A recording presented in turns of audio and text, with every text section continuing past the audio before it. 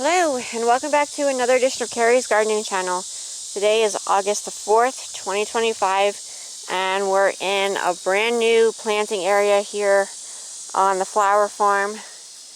And yes, the plants are wilted. We haven't, Gator's driving away by himself. And we haven't gotten rain for a while now. We have to get the water tanks out here and get this stuff watered. You can see it is taking a toll on the plants there. That's not what we want. You don't want to overwater your dahlias, but you don't want them to the point where they are wilting, and these are definitely in need of water here.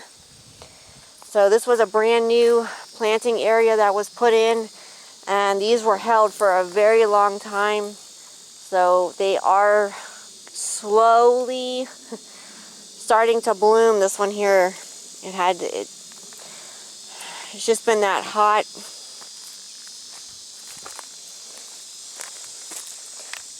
We have a pretty one there, pretty dahlia. But I was down cutting some out of here yesterday, and when you first put a new flower bed in or a new planting area,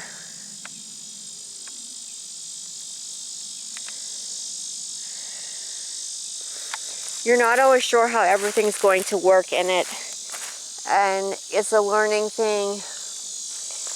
So you kind of have to see what grows best at which areas. Now the zinnias, they are loving it in here. We did lose some of the dahlias, and we do have a few weeds to deal with, but it's not anything like before we had the weed barrier down. This is a brand new perennial patch back here with the exception of these. And these are starting to bloom. We started harvesting off of our chrysanthemums. And then we put in a brand new lavender patch, and we do have some weeding that we have to do.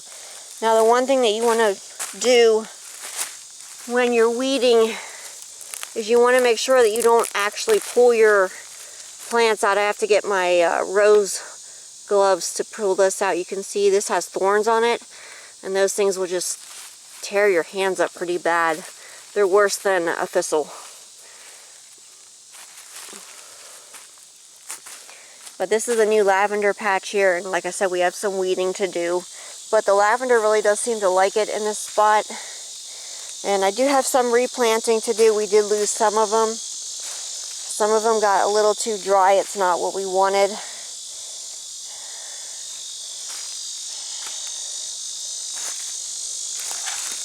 That's going to be a pretty zinnia there.